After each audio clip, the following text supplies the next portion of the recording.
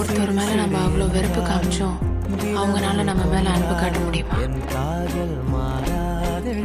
முடியுங்க. நம்ம ஒருத்தர் உண்மையாக லவ் பண்ணால் முடியும். காதல் எதையும் எதிர்பார்க்காதுங்க.